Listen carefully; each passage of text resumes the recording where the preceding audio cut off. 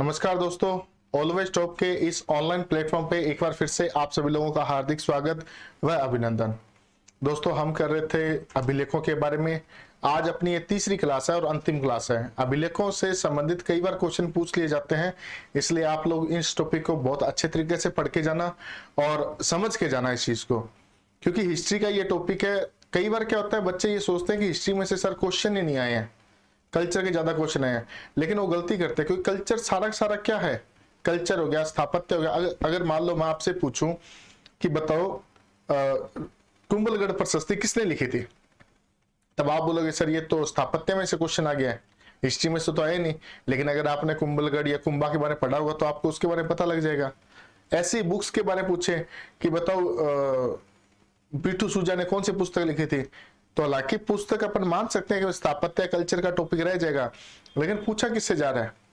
ठीक है, तो इस हिसाब से क्या है, आपको एक एक चीज को अच्छे तरीके से पढ़ना है, डिफाइन कर करके पढ़ना है। टॉपिक की शुरुआत में लेकिन लास्ट में करवाया जा रहा है, इसकी कुछ वजह थी। ठीक है, आज अपना टॉपिक स्टार्ट करते हैं। थोड़े से बचे 15-20 मिनट की क्लास मैक्स टू मैक्स होगी और उस क्लास के बाद अपना ये टॉपिक समाप्त हो जाएगा। देखो, आज अपन पढ़ते हैं किसके बारे में, सारणेश्वर मंदिर प्रशस्ति। सारणेश्वर मंदिर प्रशस्ति। देखो, सारणेश्वर मंदिर प्रशस्ति में क्या था ये देखना है सबसे पहले अपने को। देखो, अपन ने पढ़ा था अल्लट या फिर अल्लू रावल के बारे में, है ना। मेवाड़ जब वंश शुरू किया था तब अपने बप्पा रावल के बाद में नेक्स्ट राजा जो पढ़ते हैं वो कौन से पढ़ते हैं, अल्लट या फिर अल्लू रावल। अल्लू रावल में अपन ने 2-3 चीजें पढ़ी थी। सबसे पहली चीज क्या पढ़ी थी अपन ने, इन्होंने आहड़ को अपनी राजधानी बनाया था। ठीक है, क्या बनाया था, आहड़ को अपनी राजधानी बनाया था। तो उसकी जानकारी कहां से मिलती है, सारणेश्वर मंदिर प्रशस्ति से। क्या बोलते हैं, अल्लट ने क्या किया था, आहड़ को राजधानी बनाया था। आहड़ को राजधानी बनाया था, ये किसके अंदर लिखा हुआ है, सारणेश्वर मंदिर प्रशस्ति में। फिर अपन एक और बात पढ़ते हैं इनके बारे में कि सामंतवाद का उत्कर्ष अल्लट के टाइम पे शुरू हुआ था। इस बात की भी जानकारी कहां से मिलती है, सारणेश्वर मंदिर प्रशस्ति से। क्या मिलती है, सामंतवाद का, सामंतवाद हो गया, ब्यूरोक्रेट हो गया, नौकरशाही हो गया, इसका उत्कर्ष किसके टाइम पे हुआ था, अल्लट के टाइम पे। ठीक है, अल्लट या फिर अपन अल्लू रावल बोलते थे जिनको। ठीक है, अल्लू रावल। तो इसकी जानकारी अपने को कहां से मिलती है, सारणेश्वर मंदिर प्रशस्ति उदयपुर से अपने को प्राप्त होती है। ध्यान रखना भी इस बात का, कई बार पूछ लिया जाता है। अपन अल्लट या फिर अल्लू रावल पढ़ लेते हैं कि उसके टाइम पे सामंतवाद का उत्कर्ष हुआ था, सामंतवाद का उत्कर्ष हुआ था, लेकिन जब आपसे ये पूछा जाएगा कि बताओ इसकी जानकारी हमें कहां से मिलती है, तब अपन कई बार क्या हो जाता है, बच्चा अड़ जाता है। तो आपको ये चीज अच्छे तरीके से पढ़नी है। ठीक है, तुलनात्मक रूप से अध्ययन करना ताकि आपको और चीजें समझ में आने लग जाए। फिर देखते हैं अपन नेक्स्ट, आठपुर अभिलेख। कौन सा, आठपुर अभिलेख। आठपुर अभिलेख, आठपुर अभिलेख को किसने बनाया था, शक्ति सिंह ने। शक्ति सिंह ने। शक्ति सिंह कौन थे, अपन मेवाड़ वंश के अंदर अल्लट या फिर अल्लू रावल के बाद नेक्स्ट राजा कौन सा पढ़ते हैं, शक्ति सिंह। शक्ति सिंह के बारे में अपन क्या देखते हैं कि शक्ति सिंह क्या था, एक नाम का शक्तिशाली था, वैसे क्या था, एक कमजोर शासक था। कमजोर शासक क्यों था ये कमजोर शासक, इसलिए था क्योंकि इस टाइम पे क्या हुआ था, चित्तौड़ को क्या कर लिया था, कब्जा कर लिया था परमारों ने। ठीक है, और उसके बाद भोज परमार आया था, उसने मंदिर बनाया था। ये सब चीजें अपन देख चुके हैं। मूंज परमार ने शक्ति सिंह को राकर के क्या कर लिया था, कब्जा कर लिया था। इसी शक्ति सिंह के टाइम पे एक अभिलेख बना था, आठपुर अभिलेख। इस आठपुर अभिलेख में क्या जानकारी मिलती है, फिर से आते हैं अपन अल्लू रावल के पास में। आप लोगों ने सुना था ना कि अल्लू रावल ने क्या किया था, हूण राजकुमारी हरिया देवी से पहला विदेशी विवाह किया था। क्या किया था, पहला विदेशी विवाह किया था।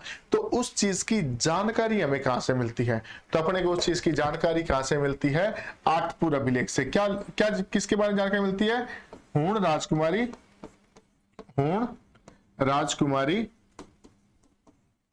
हरिया देवी से, हरिया देवी से अल्लट या फिर अल्लू रावल ने क्या की थी, शादी की थी। अल्लट ने क्या की थी, विदेशी विवाह किया था। विदेशी लड़की के साथ क्या किया था, विवाह किया था। विदेशी जाति की लड़की के साथ क्या किया था, विवाह किया था। यह पहली घटना थी, इस वजह से कई बार पूछा गया था क्वेश्चन। लेकिन आजकल जो क्वेश्चंस का स्तर है वो काफी बढ़ चुका है, तो बढ़े हुए स्तर के अंदर क्या पूछा जा सकता है कि इसकी जानकारी हमें कहां से मिलती है। ठीक है, चलिए नेक्स्ट देखें अब अपन। चलिए भाई, आठपुर अभिलेख के बाद में अपन पढ़ते हैं बावली का लेख। बावली का लेख, बावली का लेख हमें प्राप्त होता है माचेड़ी अलवर से। माचेड़ी अलवर से। इसके अंदर हमें किसके बारे में जानकारी मिलती है? बड़गुजरों की। किनकी जानकारी मिल रही है? बड़गुजरों की। ठीक है, बड़गुजर एक जो था ना संप्रदाय, वो क्या बोलते हैं, वंश था, उसके बारे में जानकारी मिलती है। कौन से अभिलेख से मिलती है? बावली का लेख से अपने को इनके बारे में जानकारी मिलती है, जो कि कहां प्राप्त होता है? माचेड़ी अलवर में प्राप्त हुआ था। और उसके अंदर किसकी जानकारी मिल रही है? बड़गुजरों के वंश की अपने को क्या मिल रही है? जानकारी मिल रही है। देखें नेक्स्ट, चलिए भाई, बावली के लेख के बाद अपन पढ़ते हैं आमेर का लेख। आमेर लेख। आमेर का लेख कहां से प्राप्त होता है भाई? आमेर से। अभी आमेर कहां पे है? आमेर का किला कहां पे है? जयपुर में। आपको एक बात ध्यान में रखनी है, ये संस्कृत में लिखा हुआ लेख है। कौन सी भाषा में लिखा हुआ है? संस्कृत में। ठीक है, ये ध्यान रखना। कछवाहा वंश की जानकारी मिल रही है आमेर के लेख से, और आमेर जयपुर में है। और ये कौन से भाषा में लिखा गया है? तो संस्कृत भाषा में लिखा गया है। एक लाइन और लिख लो आप यहाँ पे, कछवाहों की जानकारी मिलती है। कछवाहा वंश की जानकारी मिलती है भाई। कछवाहा वंश की जानकारी मिलती है, ये ध्यान रख लेना आप लोग। ठीक है, आमेर के लेख से अपने को इनकी जानकारी मिलती है। फिर अपन एक और देखते हैं, जय सिंह सिद्धराज। जय सिंह सिद्धराज लेख। ठीक है, ये कहां पे लिखा हुआ है? इसका ये जो जहां से प्राप्त होता है ना, ये ही एक यूनिक सी बात है, इसी वजह से अपन इसको पढ़ते हैं। ये प्राप्त होता है अपने को बांसवाड़ा से। बांसवाड़ा में गदाधर की मूर्ति है, एक गदाधर की मूर्ति पर लगा हुआ है ये। ठीक है, तो अगर पूछ लिया जाए बांसवाड़ा में गदाधर की मूर्ति पे कौन सा शिलालेख लिखा हुआ है, तो कौन सा लिखा हुआ है? जय सिंह सिद्धराज लेख लगा हुआ है। समझ आएगी बात? चलिए नेक्स्ट देखते हैं। जय सिंह सिद्धराज हो गया। उसके बाद देखते हैं अपन अपराजित लेख। अपराजित लेख। अपराजित लेख। अपराजित लेख अपने को जो मेनली ये नाम से इतना ज्यादा फेमस हो चुका है, तो आपको नाम ही ध्यान रखना है इसका। ये कहां से प्राप्त होता है? नागदा से। कहां से प्राप्त हो रहा है? नागदा से। और नागदा कहां पे है? उदयपुर में। कहां स्थित है? उदयपुर में स्थित है। ठीक है भाई, अपराजित लेख हो गया। और देखते हैं, और आता है सामोली शिलालेख। सामोली शिलालेख। सामोली शिलालेख क्या है भाई? अपन जो पढ़ते हैं मेवाड़ वंश के अंदर गुहिल वंश की जानकारी मिलती है अपने को ना, तो गुहिल वंश की सबसे प्राचीनतम जानकारी देने वाला कौन सा है? तो वो कौन सा हो जाएगा? गुहिल वंश। कौन सा हो जाएगा? गुहिल वंश। तो यहां से ध्यान रखना भाई, क्या है? गुहिल वंश की जानकारी देने वाला प्राचीनतम शिलालेख है भाई। क्या है?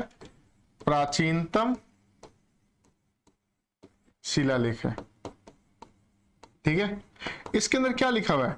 इसके अंदर ये लिखा हुआ है कि गुहिलादित्य की 5वीं पीढ़ी शिलादित्य थे। शिलादित्य। आमतौर पे अपन ने जो भी स्टोरियां सुनी है, चाहे वो कर्नल जेम्स टोड ने बताया था कि वल्लभनगर गुजरात से क्या है, ये लोग आए थे, गुहिलवंश आया था। गुहिलवंश के बारे में जब स्टोरी सुनते हैं तो क्या बताते हैं कि वल्लभनगर गुजरात में एक शिलादित्य नाम का राजा था, जिसकी एक रानी थी, वो मथुरा साइड में आई हुई थी। तो उसने क्या किया, जब वो वापस जाने लगी तो रास्ते में उसको कुछ ब्राह्मण लोग मिलते हैं। ब्राह्मण पूछते हैं कि हाँ रानी आप कहाँ से आए हो? तो वो बोले कि मैं तो वल्लभनगर गुजरात से आई हूँ। तो ब्राह्मण बोलते हैं कि आप वहां पे रानी हो? बोले हाँ। कहता आप वहां पे वापस मत जाना। वो पूछते क्यों नहीं जाऊं भाई?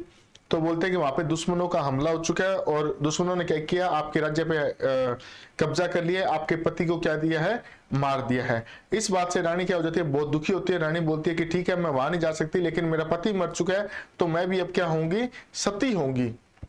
तो बोलती है आप सती मत हो, क्योंकि आप क्या हो, अभी गर्भवती हो।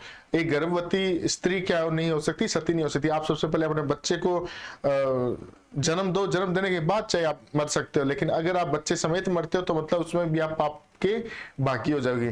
तो रानी क्या करती है, उन साधुओं के साथ चली जाती है। साधु क्या करते हैं, उनको अपनी गुफा में ले जाते हैं जहाँ पे वो तपस्या करते थे। वहां वो संतान को जन्म देती है। जब वो संतान को जन्म देती है, चूंकि वो गुफा के अंदर थे, गुफा को अपन क्या बोलते हैं, गुहा बोलते हैं, तो इस वजह से उस बंदे का नाम रखा गया गुहादित्य, और वहीं से नाम पड़ा गुहिलादित्य, और वहीं से ही गुहिल वंश की शुरुआत हुई थी। ये स्टोरी अपन हर बार सुनते आ रहे हैं, है ना। लेकिन यहां से अपने को पता क्या लग रहा है कि शिलादित्य का बेटा कौन था, गुहिलादित्य। लेकिन जो सामोली शिलालेख है, जो कि प्राचीनतम शिलालेख है, किनका, गुहिल वंश का, वो क्या बता रहा है कि जो गुहादित्य है ना, उसकी 5वीं पीढ़ी थी कौन, शिलादित्य। तो ये क्या है, पूरी पूरी हिस्ट्री की थ्योरी को ही उल्टा पुल्टा कर देता है। इस वजह से आपको ये चीज और ध्यान में रखनी है, ठीक है। आगे बात समझ में। तो सामोली शिलालेख के बारे में क्या जानकारी मिलती है, गुहिल वंश की जानकारी देने वाला प्राचीनतम शिलालेख है, और इसमें क्या बताया गया, गुहादित्य की 5वीं पीढ़ी क्या थी, शिलादित्य नाम से थी। चलिए भाई नेक्स्ट देखते हैं अपन। उसके बाद आता है किराडू शिलालेख। किराडू शिलालेख, देखो भाई किराडू शिलालेख, किराडू कहां पे है, बाड़मेर में। कहां पर है, बाड़मेर में। इसमें क्या जानकारी मिल रही है, इसके अंदर ये मिल रही है कि जो परमार वंश है, कौन सा वंश, परमार वंश, वो किसकी संतान है, आबू पे जो तपस्या करने वाले ऋषि थे महर्षि वशिष्ठ, उनकी संतान है। बहुत गजब का क्वेश्चन बन सकता है। किराडू शिलालेख के अनुसार परमारों को किसकी संतान बताया गया है, तो महर्षि वशिष्ठ की संतान बताया गया है। महर्षि वशिष्ठ की संतान परमारों को किस शिलालेख में बताया गया, तो किराडू शिलालेख में बताया गया है। किराडू शिलालेख में कौन से वंश की जानकारी मिलती है, तो परमार वंश की जानकारी मिलती है। किराडू शिलालेख कहां से प्राप्त होता है, तो कहां से प्राप्त होता है, अपने बाड़मेर से, ठीक है। किराडू बाड़मेर से। आपने क्या बताना है यहाँ पे, परमार वंश महर्षि वशिष्ठ की संतानें हैं, महर्षि वशिष्ठ की संतानें हैं, ठीक है। किराडू शिलालेख के बारे में ये अपने को जानकारी मिलती है। और देखते हैं, अब देखते हैं पर कुछ ऐसे, चलो एक बार अपन देख लेते हैं। चोखली ताम्रपत्र, कौन सा, चोखली ताम्रपत्र, अपन जब भी किसान आंदोलन पढ़ते हैं ना, या जनजाति आंदोलन पढ़ते हैं, तो अक्सर अपन एक चीज के बारे में बार बार पढ़ते हैं कि किसान आंदोलन क्यों हो रहे थे। किसान आंदोलन हो रहे थे क्योंकि वो लगान लगा रहे थे बार बार, या लाग बाग लगा रहे थे। लाग बाग बेसिकली होता क्या है, एक प्रकार का कर ही होता है। अपन कहते हैं ना कि अक्सर आप लोगों ने सुना हो कि नहीं यार उनके घर पे नहीं जाना, ऐसी लाग आ जाती है, उनके लाग डांट आ जाती है उनके। लाग डांट का मतलब क्या होता है कि अगर मान लो एक लड़की है, वो बेवजह किसी रिश्तेदार के घर पे चली गई, तो रिश्तेदार को क्या करना पड़ेगा, उसको सूट वगैरह दिलवाना पड़ेगा, उसको जाते हुए तो कोई 100-200 रुपए देने पड़ेंगे। तो घर वाले क्या बोलते हैं कि आपको बेवजह किसी घर पे जाना चाहिए, क्योंकि उसके क्या आ जाती है, लाग डांट आ जाती है। सेम वो लाग डांट है ना, वही क्या था, लाग बाग था। अब लाग बाग क्या होता था, मान लो कोई राजा है, उसके घर पे कोई दूसरे देश का राजा आ रहा है, तो उनको क्या करना है, उसको गिफ्ट वगैरह देने हैं। या राजा नहीं, ठाकुर की बात करते हैं अपन, कोई ठाकुर है, ठिकानेदार है, उसके यहाँ पे मान लो कोई राजा आ रहा है, तो राजा के लिए शाही उनको खाना बनाना पड़ेगा, शाही उनको गिफ्ट देने पड़ेंगे। जब गिफ्ट वगैरह दे रहे हैं, उनको लिए बना रहे हैं सारी सारी चीजें, उस टाइम पे वो क्या करें, उनका खर्चा एक्स्ट्रा आएगा। तो वो खर्चा ठाकुर आप तो भरने से रहा, वो किससे खर्चा लेगा, वो लेगा जमींदारों से। तो जमींदारों को बोल देगा कि ये अपन खाने की लाग बाग है भाई, तो खाने की लाग बाग कितने भी 2-2 रुपए सब लोग दे देना। अब मान लो कि जो ठाकुर है, उसकी ठकुराइन है, उसको एक हीरे का हार चाहिए, तो उसके लिए वो क्या कर देता था, एक लाग बाग लगा देता था कि लाओ भी उपहार लाग बाग है ये, ठीक है। अब मान लो कोई ठिकानेदार था, वो मर गया, लेकिन उसका बेटा क्या बन रहा है, अभी राजा बन रहा है, मतलब ठिकानेदार बन रहा है। तो उस टाइम पे क्या होता था, उसके तलवार बंधाई रस्म होती थी, उसके तलवार बंधाई रस्म करता था, तो वो क्या करता था, राजा को कुछ गिफ्ट देता था। तब वो राजा को गिफ्ट देने पड़ेंगे, बढ़िया महंगे महंगे उपहार देने पड़ेंगे। तब वो पैसे कहां से लेके आएगा? वो भी पैसे लेके आएगा जनता से। जनता को बोलेगा तलवार बंधाई कर दो अब आप मेरे को। तो इस प्रकार से अपन देखें बिजोलिया आंदोलन, उसमें 80-85 तरह की लाग बाग लगी हुई थी। मतलब किसान सोचो किस हालात में जी रहा होगा, तभी तो आंदोलन कर रहे थे ना। आंदोलनों के अंदर अपन सारी सारी चीजें आप पढ़ेंगे, नेक्स्ट अपना टॉपिक वही चलेंगे, किसान आंदोलन वगैरह, ठीक है। तो ये जो चोकली ताम्रपत्र है, इनमें लाग बाग की जानकारी मिलती है अपने को। किसकी जानकारी मिलती है?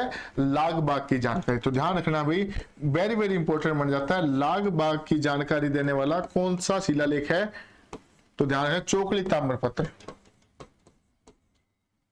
जानकारी, ठीक है। जानकारी देने वाला कौन सा हो जाएगा? चोकली ताम्रपत्र हो जाएगा। आगे बात समझ में? चलिए अब नेक्स्ट देखते हैं। ये तो थे अपने, अगर बात करें संस्कृत का हो गया, ठीक है, या फिर अगर अपन बात करें कि हिंदी के हो गए, ठीक है, या फिर ब्राह्मी लिपि के हो गए, ये सब देख लिया अपन ने।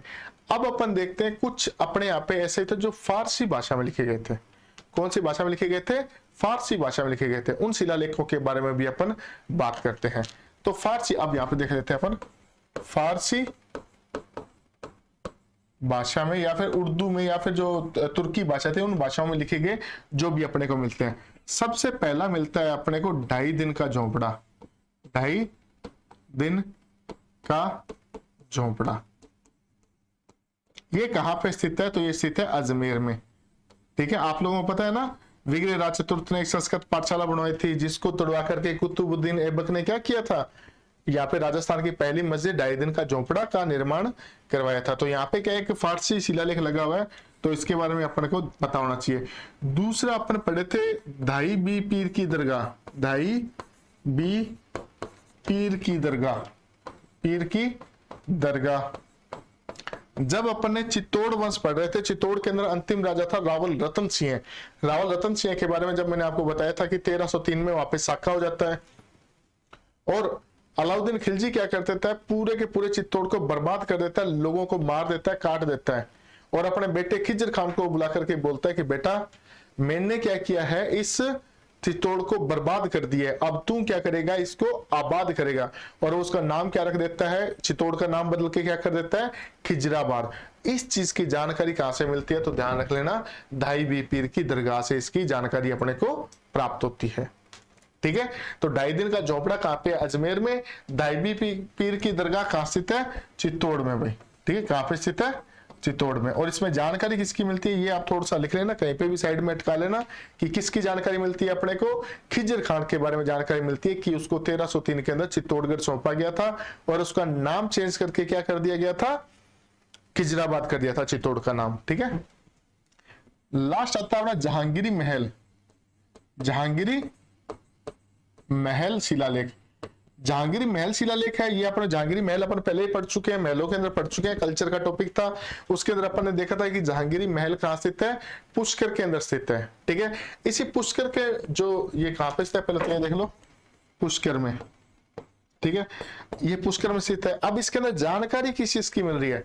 तो इसके अंदर जानकारी मिल रही है अपने को कि जो अमर सिंह था उसने क्या की थी? अधीनता स्वीकार कर ली थी जहांगीर की। इसकी जानकारी अपने को वहां पर भी मिलती है। तो ये 3 अपन बात करते हैं फारसी अभिलेखों के बारे में, ठीक है। बाकी अपन संस्कृत के वगैरह कर चुके हैं, अपन एक बार से इनका पीपीटी के अंदर देख लेते हैं, ठीक है। रायसिंह प्रशस्ति बीकानेर जूनागढ़ में है। राज प्रशस्ति कहां पे है? राजसमंद झील में। 9 चौकी पाल पर है। रणछोड़ बड़तेलंग ने इसको लिखा था, 25 पत्थरों पे लिखी हुई है।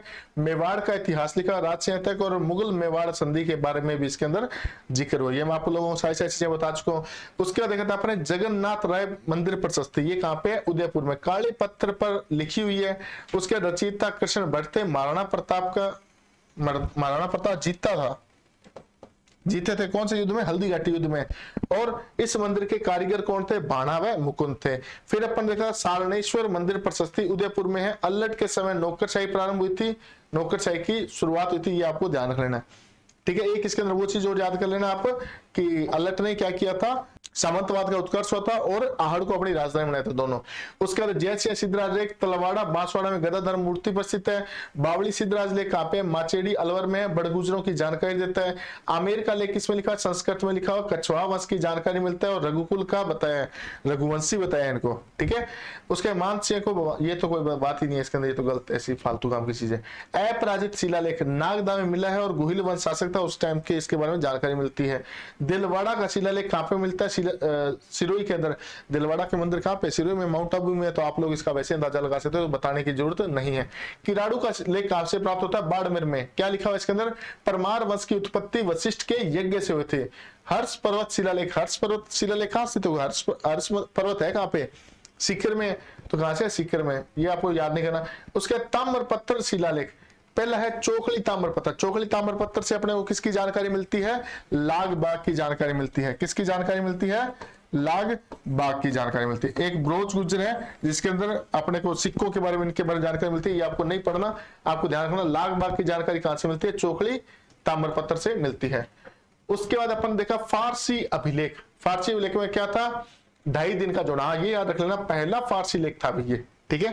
ये थोड़ा सा हो सकता है कि पूछा जाए आपसे, पहला फारसी अभिलेख कौन सा है, तो ये है दाई पीर की दरगाह। दाई पीर की दरगाह के अंदर अपने क्या जानकारी मिलती है कि 1303 में खिज्र खां को दे दिया था, खिज्र खां को चित्तौड़ दिया था, प्लस क्या किया गया था इसके साथ में, खिजराबाद नाम कर दिया था। क्या कर दिया था, खिजराबाद नामकरण कर दिया था। उसका जहांगीरी महल कहां पे स्थित है, पुष्कर में, इसके वहां पे है। और इसके अंदर क्या बताया गया, अमर सिंह ने अधीनता स्वीकार की थी, अधीनता स्वीकार की थी, किसकी की थी, जहांगीर की थी। अपन लगभग इतने ही पढ़ते हैं, मेरे हिसाब से इतने ही होना चाहिए। हाँ, तो अपना क्या होता है, आज का टॉपिक यही समाप्त होता है। पूरे के पूरे अपन शिलालेखों के बारे में पढ़ चुके हैं भाई, बहुत 2-3 बार मैं पहले बोल चुका हूं, अभी बोल रहा हूं, अच्छी तरीके से इस टॉपिक को पढ़ना, बहुत समझ डेवलप होगी आपकी, ठीक है। हिस्ट्री की आपकी जो पकड़ होती है, जो वो यहीं से बढ़ती है, ऐसे टॉपिकों से बढ़ती है। लगता है ऐसा कि यार कौन याद करेगा इतनी चीजें, लेकिन आप 1-2 बार 3-4 बार बोलोगे, पढ़ोगे, याद करोगे, आपको चीजें याद हो जाएगी, ठीक है। तो आज की क्लास को भी यहीं समाप्त करते हैं, मिलते हैं अब नेक्स्ट क्लास में। Thank you so much.